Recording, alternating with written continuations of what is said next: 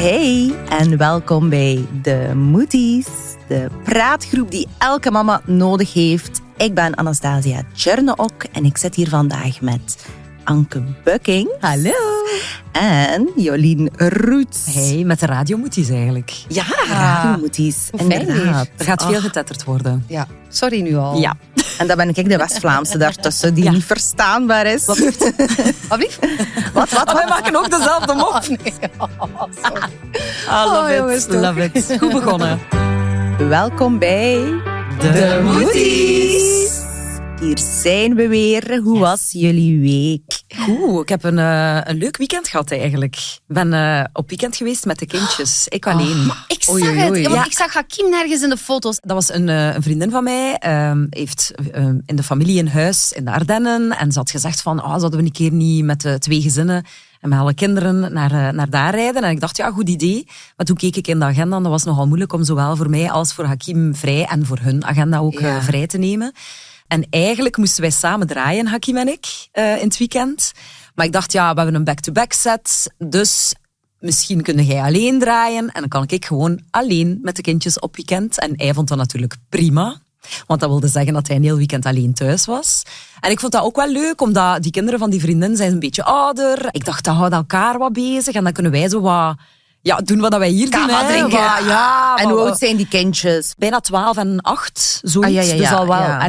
een pak ouder dan die van mij. En die klikken supergoed ook met Idris en Mina. Die zijn ook echt Die zo... willen ook zorgen voor die kleintjes waarschijnlijk. Ja, die pakken ook, die ja. mee. Idris speelt heel graag met oudere kinderen. Mina die doet alles wat haar broer doet. Dus ik dacht, dat gaat een goede dynamiek geven. En ook zo, met de mama's alleen. Ik vind dat ook wel chiller op bepaalde manieren. Omdat je eigenlijk niet moet overleggen van wat mag en wat mag niet. En ik beslis alles. En ze hebben ook bij mij in bed geslapen. Dat was keigezellig. Maar Jolie, ik ga nu een bommetje droppen. Ik vind het altijd gezelliger.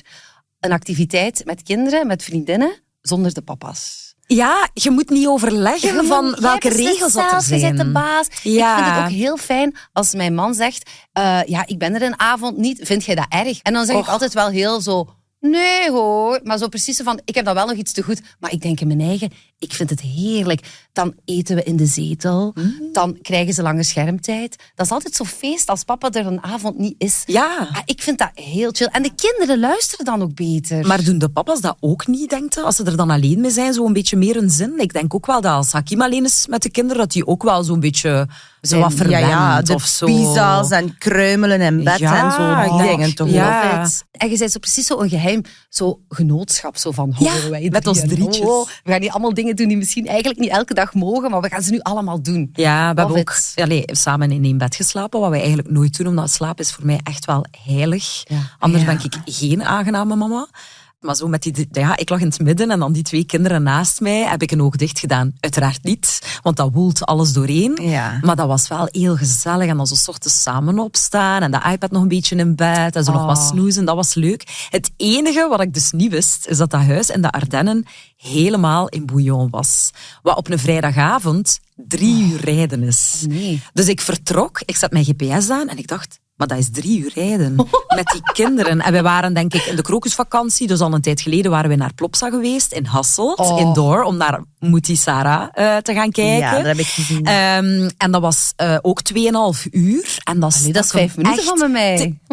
Kan je in Hasselt moeten komen wonen? Not. Nee, love Hasselt, maar het is gewoon te ver, jong, vanuit Gent. Is dat echt. Dus die rit was de hel. Dat was echt niet gezellig. Je staat in de file, je zit je op te boeien, je wilt daar op tijd zijn. Die kinderen waren aan het zeuren, niet normaal. Dus ik had echt wel heel veel stress om die rit aan te vangen. Maar ik heb een soort van... Het is niet echt een hack, het slaat echt nergens op, maar het heeft mij wel heel hard geholpen. Dus ik dacht, oké, we gaan 3 uur rijden en ik ga gewoon de tijd in kwartiertjes opdelen.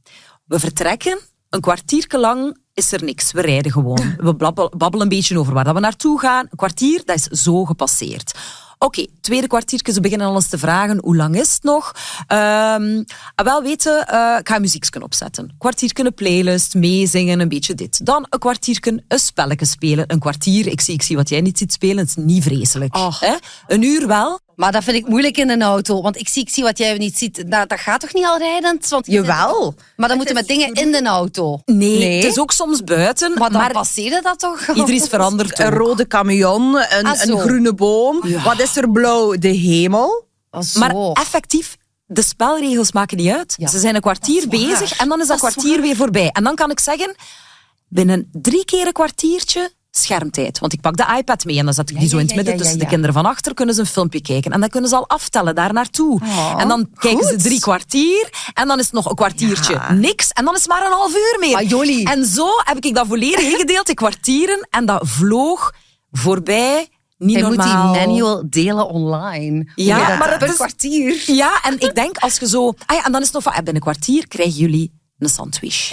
En ik heb jullie boterhammendozen gemaakt. En er zitten ook Oreo'tjes in. En dan kunnen die al een kwartier lang uitkijken naar die brooddoos. En dan zijn die daar ook weer 20 minuten zoet mee. En in het beste geval vallen ze in slaap. Zitten daar al 2 kwartieren mee kwijt. Dat gebeurt nu niet bij die van mij. Nee, die staan altijd aan. Maar maakt niet uit. En zo was dat eigenlijk echt een super aangename rit. 3 uur lang, alleen met die kinderen. I survived. Maar en als die zo wat ouder zijn, dan kun je gewoon de gsm geven. En dan is het van, oké, om de beurt een liedje. Dat hebben we ook. We hebben een playlist. Dus dat wil zeggen dat we wel om de beurt eigenlijk hetzelfde liedje hebben. Want mijn zoon luistert alleen naar Soda Pop van de K-pop Demon Hunters film. Die komt ook een jaar na de feiten aan. Ja. Maar dus, in ieder geval, die kunnen zich wel zo een uur zoet houden met zichzelf te DJ'en. Dat is ook wel Doet Donald dat? Zeker en vast. We hebben Mama en Don, onze playlist. Ik kan er ook dingen aan toevoegen. Die zat ook even in een of andere Japanse fase, die nu ook in mijn algoritme van mijn Spotify zit. Jammer genoeg. Maar Donald kan ook echt 1,5 uur kijken naar Waze, naar dat pijltje. Echt? Meevolgen. Op reis ook in de Uber. Like, he loves it. Ja? Meevolgen, of als er zo eten besteld wordt van, wat is dat, Deliveroo-toestanden, takeaway. Gewoon kijken naar die motorcycle die naar ons met dat eten aan het rijden is. Die kan zich daar echt mee bezighouden. Gewoon kijken naar dat... Ja. En wat doet hij nog in de auto? Bakken jullie kleurpotloden? Want we hebben nu zo ook mapjes met zo stiften en dan kunnen ze zo wat kleuren. Dat is dan ook weer een kwartier. Maar eten en muziek. Die is eigenlijk, Donald is echt wel simpel in een auto. Maar kleurtjes niet doen, hè. Want dan gaat een blauw of een paars potlood onder de zetel. En dan is het drama, want dan kunnen ze niet doordoen. We hebben een tekentablet. Ja, ik weet dus zo. kunnen dus hebben ze allebei. Ze hebben een tablet ook. Maar meestal zeg ik gewoon van in het begin al, kijk, een beetje tablet. En dan als we inderdaad in de groene zone van Dardenne zijn, zeg ik, oké, nu gaan we genieten van het uitzicht, jongens. En dat werkt? Dat werkt. En dan vallen die in slaap. Standaard zo datzelfde. Maar dat maar doen die van mij dus je moet niet. veel, het is trial and error de hele tijd hè, tijdens van die ritten. En het evolueert ook. Want het is dus de eerste keer, ik probeer dat ten allen tijden te vermijden, hè, lange ritten met die kinderen. Ik heb ook tegen Hakim na die dag in Plopsa-Hasselt gezegd, hier gaan wij niet meer naartoe. Echt, dat is veel te ver. Ik doe dat nooit meer zo lang. Dat was echt die spanning. Ken het, dat je zo naast elkaar zit en dat iedereen zo... zijn eigen zit. Annoyed is, Ik wil hier eigenlijk niet zijn. Ik moet een keer terug naar huis. Als er nog een piept, dan ontplof ik. Zo dat gevoel, dat was heel hard. Maar ja, dus wij vermijden dat eigenlijk bijna altijd. Maar nu, na zo die rit naar Dardenne, dacht ik, misschien kunnen we toch een reisje naar Italië met de auto. Wij doen dat altijd naar Frankrijk. En ça va wel. Voldoende stops. En ik zeg u, een opgeladen tablet en een koptelefoon. Want we waren onlangs op weekend koptelefoon vergeten. Wat moet het dan? Een zeurend kind of gejengel van zo'n YouTube-filmpjes? We hebben voor dat laatste gekozen. Heftig. Maar zet u dat niet gewoon van mee? Moet je dat gewoon op stil zetten? Het is gewoon, de optie is niets of dit op stil. Dat is het gewoon. Eigenlijk wel. Geen opties opties de volgende geven. keer moet ik dat voorstellen. Moet ik dat gewoon zeggen. Ja. Het is te nemen of te laten. Ja. Ik vind dat wel heel fijn dat jullie zoveel avontuur hebben meegemaakt buitenshuis. Ik heb avontuur meegemaakt binnenshuis. Want ik zit met een muis. Het is de bedoeling om te rijmen. Maar je hebt ook zo'n leuk huis om te zijn. Ik snap dat iedereen daar wil zijn. Ja, maar dus je weet, ik heb dus deze winter een chaletje gebouwd in mijn tuin. Ja. Supergezellig, ingekleed, kerstboom, decoratie, alles. Het was zodanig gezellig dat er daar een muis in trek heeft genomen. Is het zeker een muis in je huis? Of was het geen rat die er zat? Nee. Het is geen rat, want een rat heeft zo'n lange, stijve staart. En dat moet ik zeker niet hebben. Dat gaan we moeten knippen. Nee, wij knippen niks. Er maar in. Het is zeker geen rat. Want ik weet niet goed, ik heb al heel vaak het verschil opgezocht tussen muis en rat. Is het wel... Oei, het is een muisje hoor. Het is een kleineke. Ja, het is klein. Het heeft een klein mini... zacht staartje. Ik kan wel echt... Ik ga je zeggen, ik ken die muis. Ik voelde mij zo de Wet Bandits van Home Alone. Alles, rakatakatak, die muis en dat chaletje, alles top overkloten, want die muis, voor dat te pakken, dat kruipt op de muren en al. Dat springt Maar en dat doet. proberen vangen. Is het gelukt? Want jullie niet fel gelijk, hè? En ik bedoel, ik heb er een paar komt niet keer op alleen. geklopt, ja. Ik denk niet dat hij hem nog welkom heeft gevoeld in mijn chaletje. Maar ja, maar natuurlijk, er zat niet alleen een chaletje en mijn muis. Wat? Nee. Een muis in uw chaletje? Dat chaletje is nu weggehaald. Wat heeft die muis gezegd? Oh, oei, mijn huisje is weg. Let's go to the main building. Voyage, nee. voyage. Oh. Die zit hem nu wel binnen, zeker. Ik was gisteren mijn was aan het versteken. Ik zie die loopt in mijn waskot, springt onder mijn droogkast in de kast. Ik zeg, René, ga nu naar beneden komen. Daar zit hier een muis. Dat is diezelfde muis van daarnet. Want die zag mij en die was direct weg. Dus die wist, dat is die vrouw die al een keer op mij geklopt heeft in Die het had ook een chaletje. gebroken pootje met een hipje er rond. Maar ja, die was zeg, al nu moeten wij de helemaal... ongediertebestrijding baan. Donald is een grote dierenvriend. Ik probeer dat verhaal van de muis nu een beetje buiten... dat dat niet tot bij Donald komt, want die gaat dat wel een naam geven, gaat dat wel nodig, Ja. nee. Maar dat gaat niet, hè. Ja, natuurlijk Dat gaat niet. zeker niet. Nee. In Gent hebben ze uiteraard ook muizenproblemen en ze hebben daar echt zo'n VZ2. Rato heet die. Ik weet niet, mag ik daar reclame voor maken? Geen idee, het is een VZ2. En die komen dan als je belt. Dus ik had een formulier. Eigenlijk moet je alles aangeven in God. Gent als je muizen hebt. Oh my god. En die komen dan aan huis. En dat dan is gratis, die service. Dat is gratis. Ik heb dat gehad in Knokken. Ja? Wij hadden een rat, en ik weet dat dat een rat is, want dat was een rat. Wij. Oh, dat was dat is echt... zo, hè. Ik dacht Een rat eerst dat is dat... echt- Ja. 30 daar heb ik ook wel centimeter? schrik van. Dat vind ik ook wel vies. Ugh. Muis is niet. Anke, Been 30 there. centimeter binden. Knip. Anyways, dus ze zeiden vanuit Knokke, geen probleem, we sturen een rattenvanger. Ze sturen daar een mens, die vent weet verzekerd nog niet dat hij nog een jaar te leven heeft. Zo'n oude vent. Ah, ja. Hij raakt al niet vooruit met zijn wandelstok. En dat is op een ethische manier dat ze dat Ah, ja, gaan. en met Ik spreek over 10 muizenvalletjes? jaar. Maar nee, niet. En met de constructie gemaakt van dozen en tuinstoel. Ah. En die rat moest daarin komen. Maar die kwam ook 2 keer in de week. Maar kijk, ik ook geen tijd voor heel dag met die vent daar te zitten. Nee. We hebben er dan gewoon die rat, we hebben een beetje rattenverhef gelegd en dat was al in orde. Ah. Maar ja, dus ja, nu zit ik met Stuart Little, niet met Ah de ja. rat. Ja. Ah ja, dus die zit er wel nog altijd. Wel ja, René, maar ik had dan een keer foto tonen. René is in een boxershort, komt naar beneden, die deur open met een bustel overal. Oh, ik hou er niet van. Ik woon in een heel oud huis. Want jullie hebben toch gebouwd, Ja, hè? wij hebben gebouwd, maar Ah, we wel. wonen ook op het platteland in West-Vlaanderen. Dus, veldhuisje, hè. ja. Ah, wel. Ja, ik woon in de stad, daar komen ratten. Ja. En ik woon in een heel oud huis. En zo een muisje, een rat, die hebben echt een speldekop nodig om er door te geraken. Ja, ja, Dat je ja. denkt, hoe kan Ik dat? versta het ook niet. We hadden zo... Ja, we hebben al heel vaak muizen gehad, ook al ratten. Buren die bellen, want als je ratten hebt, moet je de buren altijd bellen om te zeggen, hallo, we zitten met ratten, want die gaan van kelder naar kelder. Wat blief? En we hebben op Ja, een gegeven ja. moment hadden we een overstroming in onze kelder helemaal nat. En ik dacht, oh nee, mijn was zit daar nog. Ja, dat is echt het Oh, nee. horrorfragment uit mijn leven. Ik ga naar beneden, die was al helemaal nat. Dus ik pak die wasmand op en er springt gewoon een rat uit. Dat is wel echt... Ja, maar Ziet? echt, En maar- Knokken ja. deden die dat ook. Die kunnen echt 2 meter de lucht inspringen. nee. Ja, En afschuwelijk. die staart is zo vies, dat is Ugh. echt... Dat is hard, dat is Ja. een harde, lange staart. Ja, we weten Van allemaal hoe 30 dat eruit ziet. Ja. En stijf ook heel En vaak, stijf, zoals je hè, zei. en 30 centimeter. Maar dus, ik denk dat je het best bij een muis, zeggen die ethische mensen van die VZ2 daar, Ja. die zijn muizenval, classic, beetje pindakaas erop, geen Ja. kaasje, want dat kunnen ze pakken, ze zijn slim. Pindakaas, daar moeten ze mee bezig zijn. En dan is dat knap, en dan zijn die direct dood, zien die niet af. Dus Nee. dat is de meest ethische manier. En als je gaten hebt, gelijk in de kelder en zo, moet je dat met staalwol vullen. Ja. Dus van die sponsjes, hè? Ja, Gewoon ja, ja, dat ja. Ja. in uw gaten steken. Goh, waar gaat deze podcast over Ja. vandaag? Je steekt die staalwol in alle gaten en dan kunnen die niet door. Ja. Maar- Echt waar. En sindsdien ja. hebben wij ook geen muizen meer gehad. Oké, maar nu, ik heb nog een goed verhaal. In de categorie #NoShame, hè, want we hebben ratten, muizen.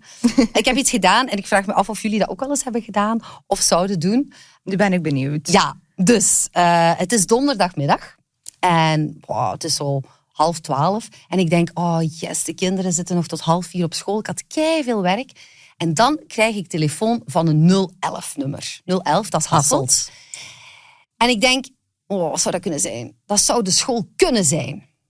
Dus ja, een normale goede moeder neemt dan op. Want, is er iets met mijn kinderen? Wat doe ik? Ik laat het gaan. Ik laat het gaan. Ik denk, ik wil de school niet aan de lijn hebben, want die gaan zeggen, uw kind is ziek, kom het halen. En ik had daar gewoon geen tijd in. Geen tijd voor, geen zin in. Dus ik dacht, oké, ik zoek het nummer op, 011, en ik zie effectief school De Hazelaar in Hasselt. Ik denk, oh nee. Maar die spreken niks in. Ah, oei. Dus ik denk, waarom spreken die niks in? En dan denk ik, maar ze hebben ook het nummer van de papa. Ze hebben ook het nummer van de grootouders. Misschien gaan ze daar naar bellen. En dan ben ik aan het denken van, misschien is het toch urgent. En misschien moet ik naar de spoed gaan. Misschien is er iets. Dus ik bel naar mijn man, die neemt niet op. En ik dacht, ik kan maar slechts naar de grootouders bellen, mijn schoonouders, om te zeggen, hebben jullie net telefoon gehad van de school? Want ik wou niet opnemen en ik dacht dat ze misschien naar jullie hadden gebeld. Enfin, dat ging dus 10 minuten door en ik dacht, ik moet bellen naar de school. Ik moet bellen. Hè. Er is iets, want anders die bellen niet zomaar. Dus ik bel terug. En echt zo, fingers crossed, van please, laat het probleem opgelost zijn. Misschien gaan ze zeggen van, uw dochter had een beetje buikpijn, maar we hebben toch iets gegeven en het is oké nu. Of ze heeft een keer overgegeven, maar nu is ze terug aan het spelen. Prima. Inderdaad. Of ergens kop tegen gebotst, maar we zijn het zelf gaan laten naaien bij de huisarts hier om de hoek. Whatever. In ieder geval, ik bel. Ja, met het secretariaat van de Hazelaar. En ik zo, het is met Anke Bukkings. Jullie hadden net gebeld. Ja, mevrouw, dat klopt. Het was om te zeggen dat de schoolrekening alweer niet betaald is. Oh my god. Het enige wat ik voelde was opluchting. Mijn kind is niet ziek. Mijn kind is niet ziek. Ik moet het niet gaan halen. Ik kan gewoon verder werken. Ik heb vrije tijd tot 3:30. Yes, yes, yes. En dan heb ik gewoon gezegd, sorry, ik betaal het nu. Heb ik ook echt gedaan. Ja. Maar die schoolrekeningen komt per mail en dat wordt ondergesneeuwd. Want dat staat dan in die mail ook altijd van, als jullie het niet kunnen betalen, gelieve contact op te nemen, dan kunnen we een aflossingsplan. Ja, dat is waar. Dat staat er bij ons ook in. Ik voelde geen schaamte. Ik voelde alleen maar opluchting dat ik niet mijn kind moest gaan halen. Maar is herkenbaar of denken jullie van... Maar hij zegt het omgekeerde van mij. Want bij mij, het feit, school, dat hij al dat nummer niet in uw gsm hebt staan, bij mij staan die op speed dial. Ja, bij mij ook wel. Ik bel soms zelf, hallo, het is Anastasia, de mama van Donald. Het is gewoon om te laten weten, want Donald die moet naar zijn klasje via een buitentrap en als het regent of vriest, ben ik dan bang dat ze van die trap gaan donderen. Van, jullie letten toch wel goed op die trap? Nee. Ik heb allemaal van die intrusive thought. Ik heb constant paniek dat er iets zou zijn met mijn kind. Als school belde, ik zat al in mijn auto. Het is al connected met CarPlay. Ik ben al onder banen. Het is niet erg. Ga hem komen nou. Ja? Oh, nee. Maar meestal bellen ze toch voor een scheet. Zo, hij is tegen iets gelopen en hij heeft een beetje pijn. Hij is even ontroostbaar. Eigenlijk is dat niet echt een scheet, hè. Maar je weet wat ik wil zeggen. Dat ik denk, maar met een 5 minuten is misschien al beter. Maar als het dringend is, gewoon zult het wel even een weten. kleine huishoudelijke mededeling. Als er iets is van een schoolrekening betalen, spreek dat even in op de voicemail. Ja, dat jij niet ongerust moet zijn of je schuldig moet voelen omdat je je telefoon hebt genegeerd. Exact. Ik was nu aan het denken, ik heb die rekeningen toch betaald. En over rekeningen gesproken, onze Moetie-rekeningen worden deze week betaald door onze fantastische en heerlijke sponsor Boni. Dank u wel daarvoor. Ja, die hebben lekker dingen eigenlijk. Ja? Ik heb dat nog maar onlangs ontdekt, want ik ga nu altijd mijn auto opladen op de parking van de Colruyt. Ja. Goeie dingen van Boni. Voor in de auto dan, terwijl dat je oplaadt? Lekker smekkelen. Smekkelen. Om het kwartier een smekkeltje. Twee wafeltjes. Ja, en er zijn natuurlijk ook heel veel struggles en vragen binnengekomen. Dank je wel hiervoor, luisterende Moeties. We gaan er een keer doorgaan, hè. Yes, graag. Hey Moeties, ik ben Aisha, 27 jaar en zelf nog geen Moetie, maar toch grote fan van jullie podcast. Ik heb een beetje een dubbele vraag. Ik weet niet heel zeker of ik wel kinderen wil. Ik denk het wel, maar ik voel niet de drang dat ik echt kinderen wil. En ik ben mega bang om te bevallen. De verhalen die ik al heb gehoord, dat je het doorscheuren, verzakkingen die je kan hebben, slapeloze nachten. Ik weet niet of ik dat allemaal kan. Ik leef echt op 10 uur slaap om dan te gaan naar een paar uur slaap. Dat weet ik niet. Dus hoe hebben jullie dat ervaren? Hebben jullie echt dat plotse moedergevoel gehad? Maar dat vind ik wel een heftige ook vraag. wel veel vragen. Ik weet niet of we moeten ingaan op bevallen. Ik denk gewoon, jij kunt dat, Aisha, jij kunt dat. Is het leuk? Nee, maar... Ik dacht, ik weet niet of we moeten ingaan op het feit dat je nog 10 uur kunt slapen. Ja. Dat is gedaan. Maar hebben jullie altijd al geweten dat je kinderen wou? Want ik wel. Niet zo van, ik wil nu kinderen, of ik wil volgende week, of dat is in een plan. Maar ik zag mij wel Ik wil mee een voortplanten. moeder zijn. Ja, ik zag wel zo mezelf aan een tafel zitten met kindjes. En is dat niet zo de vraag van, hoe ziet je jezelf binnen zoveel jaar? Zit je alleen met je partner? Zit je alleen? Zit je rond de tafel met allemaal kinderen? Is dat hoe dat je jezelf ziet? Ik denk dat dat zo'n beetje het is. Maar klaar zit je daar toch nooit voor? Ik had niet zoiets van je hebt zo kinderen, je hebt tienermeisjes die vanaf hun 16e al zo de biologische klok voelen. Ja. Hè, die al zo mama kunnen zijn. Zo was ik wel nooit. Ik dacht wel altijd van, ik wil mama zijn. Ik wil zo een gezinnetje, een klassiek gezinnetje hebben. Maar ik was wel nooit de type zo van dat kinderen opzocht of zo leidster is geweest bij de jeugdbeweging. Zoals Dina Tersago, die heeft zo'n heel parcours afgelegd voor zo.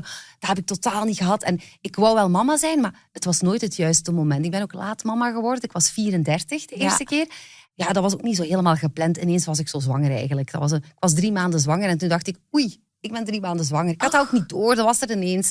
Dus dan moest het wel. Ja. Maar ik heb dan ook geen boek gelezen. Ik wist van niks. Ik heb het allemaal op mij laten afkomen. Maar, lang verhaal kort, de 2 gelukkigste momenten van mijn leven zijn de momenten dat ik een baby uit mijn lijf heb geperst en dat die baby op mijn borsten lag. En vanaf dan was ik mama en vanaf dan waren dat mijn besties for life. En ik heb dat allemaal zo nooit echt gewild, maar toen ik het eenmaal had, dacht ik, dit is het beste ever. Ja, van mij ook. Dat is zo cliché met René. Wij zeggen ook altijd van, dat is zo stom, het moment dat je inderdaad die baby op je borst krijgt, dat is echt de schoonste dag van je leven. Maar ik moet wel zeggen, ik ben heel blij dat mensen zoals Aisha daarover twijfelen. Want ik vind dat mensen ook soms te rap kinderen maken en daar niet bij stilstaan. Oh, we zijn getrouwd, wat gaan we een keer doen? Weet je wat? Al onze vrienden hebben een klein, we gaan ook een keer een kindje maken. Ja. En ik vind het feit dat je daar al zo over nadenkt, dat je al beseft wat voor verantwoordelijkheid dat is. Wat voor impact dat heeft op je leven. Dat vind ik super positief. En nee, niet iedereen moet kinderen maken. Maar ik ga er ook nog een keer aan toevoegen. Heel veel vrienden van mij, vriendinnen dat ik ken, die twijfelen over kinderen, die misschien geen kinderen willen. Dat zijn de beste aunties. Die zijn super met kinderen, maar dat is gewoon omdat die schrik hebben, omdat ze beseffen wat voor verantwoordelijkheid dat is. En je hebt er dan die 35 kinderen baren en ze kijken er niet achter. Ja. Nee, maar dat is waar. Ja, het heeft wel... ik denk dat Aisha ook wel moet weten dat dat wel echt... Je kunt nog zo hard willen vasthouden aan hoe je leven was. Dat gaat niet, hè.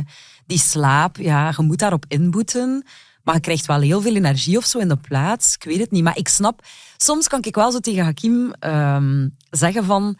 stel je nu, als de kinderen bij de grootouders zijn gaan slapen of zo. En we zitten alleen in ons huis en het zonnetje schijnt binnen. En we zijn een koffie. En er is geen rommel. En je zit een koffie te drinken en er staat muziekje op en het is stil. En dan kan ik zo wel zeggen van, stel je nu een keer voor dat ik hier zit en dat er geen kinderen zijn. En dan zegt Hakim ook wel altijd van... Ja, gezellig voor even, maar ik zou niet meer zonder kunnen. En dat is het ook. Dat is het ook. En hetzelfde bij 1 kind of 2 kind.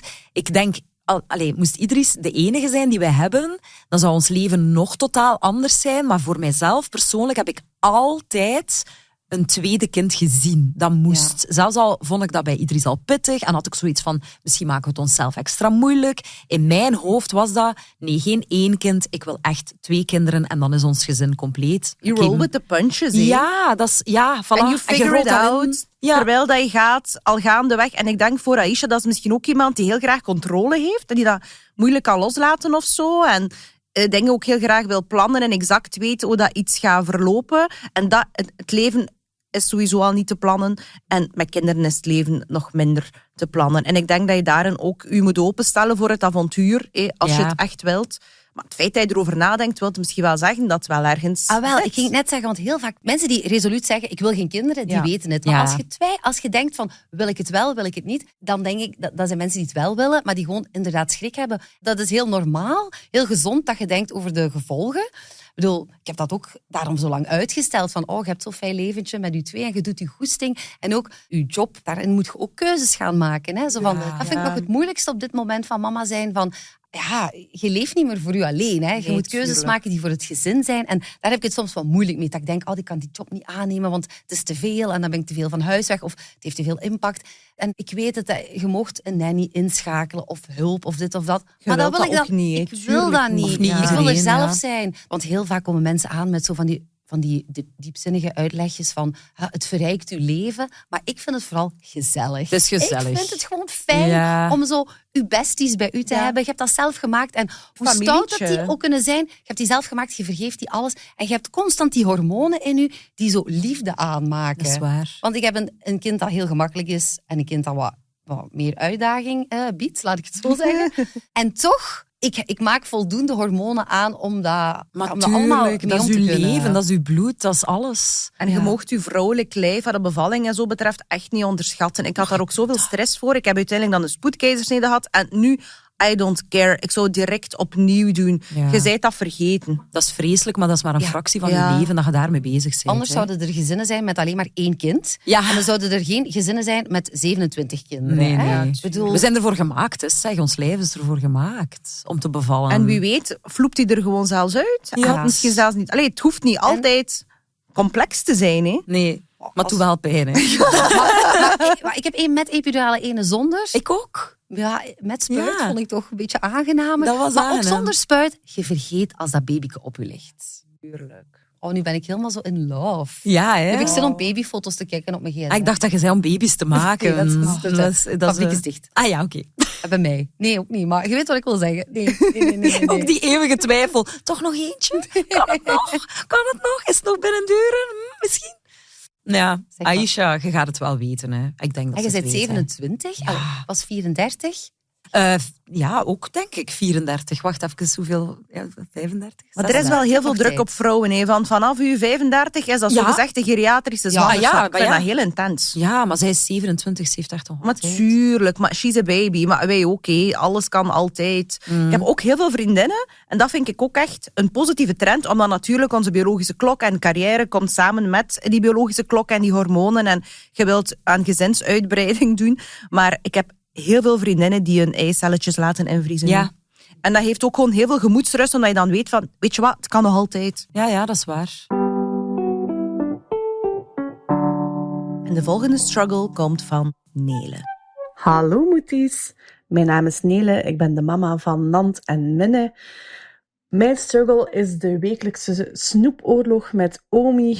Zij heeft als soldaatjes chocolade, snoepjes, koekjes en frietjes, terwijl wij soms een keer een fruitsoldaatje of een groentesoldaatje inzetten, maar de slag dan ook niet altijd winnen. Hopelijk herkenbaar. Dag! Hopelijk herkenbaar. dat Maar is- 100% van de tijd is dat herkenbaar. Maar ik vind dat 3 miljoen % niet herkenbaar. Nee! Ja, maar ik bedoel, ja, tuurlijk krijgen die bij opa en oma alles, maar ik vind dat niet erg. Ik zit daar niet mee. Ik ben al gewoon al blij dat die willen opletten. Maakt me niet uit wat daar gebeurt. Ah ja, oké. Meen dat, echt waar. Dus jij zet geen limiet op snoep of zo zelf ook niet Maar thuis? nee, Ah, echt. ja. Ja, maar ik bedoel, ze gaan alleen op woensdagmiddag naar oma en opa en af en toe dus naar mijn ouders. Maar ja, we hebben zo weinig opvang dat ik gewoon heel blij ben als ze daar naartoe kunnen gaan. En ik denk, vraag maar. De opa's en oma's vinden het leuk om de kleinkinderen te verwennen. De kleinkinderen vinden het leuk om zo van alles wat te krijgen. Dus ik heb eigenlijk zo... En dat gaat verder dan snoepoorlog, hè. Zo, hun regels. Ja, Dus snap je? 100%. Ik denk gewoon ja, de hele ja. tijd, halleluja, dankjewel dat je op mijn kind wil letten van Ja. 2 tot Ja, 5. ja. Nee, maar Meen dat. daar ben ik het volledig mee eens. Want en zij weet dat ook. Idris kan dat al zeggen. Hè, van ja, maar bij Mima en opa zijn Ja. het andere regels. Maar wat ik dan wel moeilijk vind, is om zelf... Ze weten dat, bij ons in de week krijgen ze eigenlijk geen snoep. Ja, amai. Ja. Maar als ze bij mij komen spelen... Ja, dan Maar worden ze- Jolie is maar dan wel zijn we goed. op een ander. Ja, wij proberen dat af te bakenen zolang het nog kan. Hè. Want ja, op een bepaalde leeftijd gaan die snoep kopen. Hè. Allee, maakt niet uit, dan heb je daar minder controle over. Maar wat niet kent, niet mist of zoiets, ik Maar weet wat het is niet. snoep voor jou? Maar echt, ja, chocola, snoep, chocomelk, frisdrank. Maar koekjes, mag dat ook niet in de week? Jawel, maar zo droge koekjes, want wij mogen naar school geen chocola Ja, nee, meegeven, nee, ja. bijvoorbeeld. Dan moeten eigenlijk maiswafels of zo, Letterkoekjes? haverkoekjes zijn. Maïswafels van Boni. Bijvoorbeeld. Ik ga een keer moeten gaan kijken. Maar ze lusten dat wel, maar ik wil zeggen, Ja. uiteraard lusten zij liever een Oreo of... Idris kan echt zo in de cinema schepsnoep pakken. Dat eet ik zelf niet en Hakim ook niet, dus wij halen dat nooit in huis.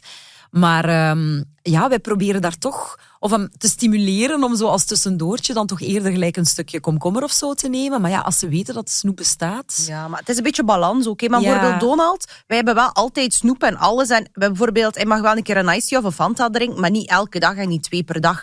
Maar omdat dat er gewoon is en daar is ook geen taboe of zo rond, of een verbod, of dat mag niet, pakt hij soms uit zijn eigen dan, ik ga komkommertjes eten, of mama wilde een keer een eitje maken voor mij. En bij de grootouders dan? Hoe zit dat daar? beetje hetzelfde like bij ons, maar ik vind wel, als mijn kind naar de grootouders gaat, of naar mijn ouders, of naar mijn mama, omdat mijn papa er nu niet meer is, maar ik vind dat wel moeilijk als zij mijn regels niet volgen. Ja? Ik vind dat wel moeilijk. En omdat ik ook vind van... Er zijn bijvoorbeeld dingen, zo Pokémon op de gsm. Je mag dat niet spelen. Wij kopen niks uit die Pokémon-shop. Zij verdoen dan 30, 40 euro aan die spelletjes.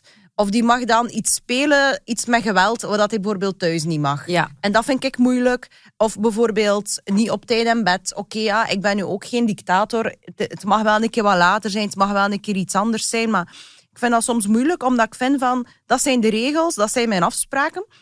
En ik vind dat je daar dan ook een beetje mijn vertrouwen beschaamt. Van, dat ik moet kunnen rekenen op u, ik moet kunnen vertrouwen op u. En dan vind ik soms ook van, die klein mag alles afbreken, alles krijgen, alles...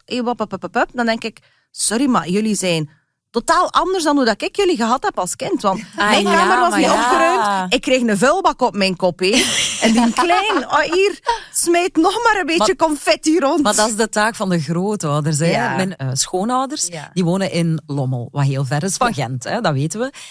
Dus als die komen babysitten, komen die altijd voor een week bijvoorbeeld. En onlangs waren ze weer een week bij ons, omdat Hakim heel veel weg was en omdat ik ook veel moest doen en dus wel wat hulp kon gebruiken. Dus dan komen die bij ons logeren. Ik vind dat keigezellig. Mijn schoonmama maakt altijd mega lekkere tagines. En er is altijd eten, ik moet zelf niet koken. Vind ik de max. Maar dan het zit een beetje met een dubbel probleem. Want ik doe de splitsing. Bij de grootouders zijn de regels van de grootouders. Ik ga mij daar niet mee bezighouden. Ik ben al blij dat zij ervoor willen zorgen. Do your thing. Komen ze terug naar huis, terug aanpassen. Terug onze regels. Dat is het verschil. Maar in dit geval komen de grootouders naar ons huis. En wat doet dat dan? Ja, dus dan probeer ik wel te zeggen van, kijk, bijvoorbeeld geen snoepen, zo lekstok bijvoorbeeld. Ik vind dat... Al die plakboel Ja, dingen, die plakboel en zo, ik ben daar niet zo van. Ik lust dat zelf ook niet zo graag. Idris die zou alleen maar dat eten. Die moet echt een beetje begrensd worden in zijn snoep, want anders zou hij nooit gezond eten. Dat is echt zo'n snoeper. Maar dan is dat een moeilijke. En we kwamen dan thuis in die week en we hadden dat eigenlijk niet echt aangekondigd dat we naar huis gingen komen, Hakim en ik. En dat we daarna pas gingen vertrekken. Dus ze waren niet echt gelijk op de hoogte dat we thuis gingen komen. Wij doen die deur open en wij zien letterlijk net op dat moment alle twee zo'n gigantische lolly overhandigd worden. En dat wij echt zo... En Idris die kijkt dan ook zo naar de deur. Hè, en die kijkt zo naar mij van... busted. En dan ik kan er zo'n gezichtje trekken van... Wie toch? En dan denk ik... Ja, en Hakim is daar dan iets strikter in. Die heeft dan echt zoiets van... Dat kan niet. En ik denk dan van... Ja, oké, maar wij zijn subiet terug weg. En je wilt dan ook niet dat je die als hysterisch moet achterlaten. Dus ik doe dan al van... het is goed, ik ga het even door de vingers zien, maar ik vind, zo, die regels dan in ons huis vind ik dan zo toch nog wat moeilijker om dan toch te vragen van, ik wil echt dat ze tussen 7 en half 8 in bed gaan en mijn schoonmama die houdt zich daar dan wel aan. Maar snoepen of naar de winkel gaan waar dat je heel veel speelgoed voor 0 centen kunt krijgen, zo dat is ook elke keer, komen die dan met brol vandaar terug. Ja. En maar dat heb ik ook wel 100 keer gezegd van stop met dingen te kopen. Ons huis puilt uit van speelgoed. Die geven hem dan zo een driewieler met een dino, met echt de breedste wielen. Dat is 1 meter breed bijna, voor in huis. Ja. Zeg, mama, ik kan dat toch nergens zetten in mijn huis? Maar jawel, jullie hebben toch een groot huis? Het was maar 3 euro. Het was niet omdat er veel ruimte is, dat je het moet volsteken. Nee, ik ben al Maar de overprikkeld. regel is, het speelgoed dat je koopt, blijft in uw Daar, huis. ja. Dat vind ik meepakken, wel hè? een mooie regel. Ja, dat is een goede regel. Maar zo, qua snoep en eten ben ik wel chill. Ik weet wel nog eens, 1 keer heb ik eens een opmerking gemaakt. Ik denk dat mijn eerste kind, Lou, mijn dochter, die is nu 11, 6 maanden was. En die zat op schoot bij mijn mama. En we hadden echt zo het klassieke traject gedaan, hè, van borstvoeding, 6 maanden en dan Papkes. En dan papkes. Ja. En ineens zie ik daar een lepel slagroom van haar koffie in het mondje van mijn baby van 6 maanden, die zelfs nog geen groentepap had gehad. Ik zo, mama! Ik zeg dat toen heb ik gezegd van, je moet even ingrijpen. Mama, dat kan toch geen kwaad, er zit geen nicotine, zeg ik nu. Dat is sigaret. Ze blij dat het sigaret is. Geen cafeïne van die koffie. Toen was ik even in shock. Maar voor de rest, ik vraag ook nooit, wat hebben jullie gegeten? Maar mijn kinderen eten vanzelf ook graag fruit, dus die zullen zelf wel eens wel naar een appeltje grijpen. Maar ik zeg je, ik ben gewoon altijd zo blij dat die daar naartoe mogen. Dus voor de rest denk ik, wat daar gebeurt, gebeurt daar. En ik krijg die altijd heel huids terug. En dan thuis zijn het onze regels. Ja. Want je moet je al zo over zoveel dingen druk maken in het leven, in het ouderschap, dat ik denk, die kelk ga ik laten passeren. Ja. Van, let it go. En de laatste struggle die ingestuurd is via demoeties.be, die komt van Finley. En de luisterende moeties, stuur zeker en vast ook uw struggle in. En wie weet komt die ook aan bod in de volgende aflevering. Hey, hallo. Ik ben mama van een zoontje dat in april 2 jaar wordt. En sinds eigenlijk dat hij 4 maanden is, gaat hij naar de crash. Ik struggle wel een beetje met het feit van wanneer is uw kind te ziek om naar de crash te sturen. We hebben niet zo'n heel groot vangnet waar dat hij eigenlijk naartoe kan. Ik werk en mijn vriend werkt ook fulltime.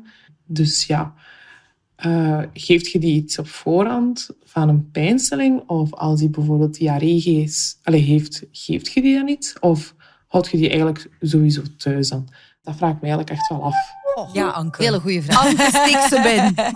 Nee, maar tuurlijk geef ik iets van tevoren. Allee, als Pardolanneke of zo. Pardolan, Even iets tegen de Nurofen. koers. Diarree, ik weet niet hoe dat bij jullie zat, maar bij ons in de crash waren kinderen met diarree niet welkom. Dus van zodra dat ze 1 keer diarree zagen in de pamper, was het van, kom het maar halen. Dus dat wist ik al van, opvang zoeken. Maar ik moet wel eerlijk zeggen, mijn kinderen zijn nooit heel veel ziek geweest. Maar ik heb wel vaak telefoon gekregen van, toch een lichte verhoging. Dus ik heb mijn kind altijd afgezet op de crash, maar soms belde die mij al zo om 11 uur van, toch een verhoging. En die mogen ook niet altijd zelf iets geven. Hè? Daar zijn toch ook strenge regels rond. Ik zou dat ook niet willen. Ik ben opnieuw heel controleachtig daarin en ik wil direct mijn kind komen na, vermits dat lukt. Maar ik ben ook bang dat hij hem een verkeerde dosering gaat geven of iets dat hij niet mag. Die is ook 1 keer in de crash, die is ook eigenlijk zo goed als nooit ziek geweest, maar die is gestoken geweest in zijn oog door een bij of een wesp. En ik heb daar echt... ik was daar niet. Ik dacht, straks krijgt hij een reactie. Is hij daar allergisch aan? Zouden we niet beter preventief naar het ziekenhuis gaan? Dus ik zou eigenlijk mijn kind, ook vanuit solidariteit, omdat ik vind van, ik wil uw kinderen ook niet aansteken, want straks zitten jullie allemaal met zieke kinderen thuis. Maar het is ook een luxe om uw kind te kunnen gaan halen. Hè? Dat veel mensen niet hebben. Ah, wel, ja. Wij hadden, want bij jullie gingen ze naar de crash. Ja, bij ons was dat naar de crash. een onthaalmoeder. En dat is wel nog iets anders. Dat was zo echt een schat van een vrouw. Jeanette, shout out to you. Echt de beste onthaalmoeder. Echt gelijk meer een oma, nog een extra oma erbij. En die vrouw die had 8 kinderen, max, of 7. Ja, het toegestane, wat legaal was, ik weet het nu niet meer. Maar die... Bijvoorbeeld 3 kinderen vond hij zo saai een dag. 4 kinderen saai, niet veel werk vandaag. Zo, nee. Dat moest daar echt vol... Die ging daar echt goed op. En die... Wat een gekke mensen zo. Ik denk echt... Maar dat is toch zalig? Dat is wat we nodig hebben. Dat is wat we nodig hebben. Mensen hebben. Maar dat wordt ook een community. Hoe meer kinderen dat je hebt, hoe meer dat die van nature de natuurlijke leiders... Als dat uw roeping is, heerlijk. Dat was haar geluk. En mijn kinderen zijn ook nooit... Maar houd vast, want ik vind altijd zo... Ik wil dat niet jinxen. Ook nooit echt veel ziek geweest. Maar bijvoorbeeld, als die een vaccinatie hadden gehad bij kind en gezin, die hebben dan ook altijd een beetje koorts. Het enige dat ik dan moest doen, is zelf de Perdolan of het geneesmiddel meegeven dat we altijd gebruikten in het geval van koorts. Meegeven, zeggen zoveel. En als ze er last van hebben, mag het toegediend worden. Dus wij moesten dat dan wel echt zeggen. Maar die maakte daar echt nooit een probleem van. Die belde eigenlijk ook nooit. Die heeft geen 1 keer gebeld. En ook zo, ik heb een kind dat in de crash zat voor corona, na corona. Voor corona kon je nog de grootouders bellen. Dan voelde je je niet schuldig. Ja. Nu vind ik dat heel moeilijk, ook al als mijn kinderen nu ziek zouden zijn, om te zeggen van, sorry, ik heb te veel werk. Ik schakel mijn mama in of mijn schoonvader. Want dan denk ik, als die dan echt heel ziek zijn, wil ik niet dat die oudere mensen gaan aansteken. Ja. Dat is toch wel een nieuwe mindset, hè? Zo na corona, van dat je niet altijd je ouders wilt inschakelen. Maar ik vind dat ook een luxe, want heel veel mensen werken met 2. En dan zo alles laten vallen. Als het moet, moet het. Maar dat blijft toch altijd een moeilijke. En mensen, collega's, begrijpen dat ook niet altijd. Nee, dat is waar. Dus, maar langs de andere kant wil je ook niet dat er in een crash, waar ze dan al 15, 20 kinderen moeten opvangen, waar de handen tekort komen, waar ze extreem onderbetaald worden. Want daar wil ik een andere keer wel even mij kwaad over maken, over hoe weinig geld dat die krijgen daar Dat in is die opvang en zo. Maar, en Je ook wilt hoe dan zielig niet- je eigen kind is. Je wilt ook niet Ja. dat je kind heel ziek... Allee, ik bedoel, dat is, maar als je weet dat je kind echt ziek is, houd je die natuurlijk bij. Hè. Maar zo, ja... Die moet soms- de aandacht krijgen dat hij nodig heeft ook. En dat Maar gaat ja. niet, hè, als ze daar zo moeten zitten struggelen tussen al die kinderen. Ik vind dat eigenlijk echt misschien wel de moeilijkste struggle om te Tuurlijk, bespreken maar die er als opnieuw, geweest. je kunt ook andere kindjes en ook misschien kindjes met zo'n beetje gecompromitteerde immuniteit bijvoorbeeld Ja. aansteken. En Ja. bijvoorbeeld in de crash van Donald, en die is eigenlijk bijna nooit ziek geweest, Donald. Wij wel, hé. Je brengt het mee naar huis en Ah, met ja. dan zo'n mini-snotneus, maar wij liggen dan eigenlijk Met twee koorts. Victoriaanse kinderen die de winter niet gaan halen, Ja. te sterven in ons bed. Maar er waren dan plotseling ook heel veel kindjes met RSV, maar echt in het ziekenhuis en zo. Dus allee, je wilt toch opletten dat je die andere kindjes ook niet te veel aansteekt. Maar op het einde van de rit, ze moeten ook allemaal een keer krijgen. Ze Ja. moeten, ja. De windpokken. Ja, de wind. Maar dat is op zich... En hoe jonger als ze zijn, hoe beter. Ja. Hè? De ontaalmoeder zei, heeft hij de windpokken? Stuur dat maar. En dan hebben al die baby's dat tegelijkertijd gehad. Huppakee. Ja? Ja? Omdat hoe jonger... Want Hakim had dat nog niet gehad, denk ik. Ja. En die heeft dat dan ook gekregen Oh. als volwassene. En die is daar echt slecht van geweest. Terwijl die baby's, die hebben ook zelfs bijna geen jeuk. Nee, Als die zo klein zijn, hebben die daar heel weinig last van. Dus daar zei ze wel van, maakt niet uit. Die mogen ook naar school, geloof ik, dat is wat met de dat is, windpokken. ja. Ja. Hebben jullie eigenlijk ooit zo dat je zo je kind wou brengen naar de crash en dat je eigenlijk al te laat was en dat je rook van oei, mijn kind heeft kaka gedaan. Hebben jullie dat je kind toch in de auto gezet en dan gezegd tegen de onthaalouder of tegen de mevrouw van de crash, ja, het is in de auto gebeurd. Oh dus my ik kon God, geen- Is het voor, is het voor een vriendin?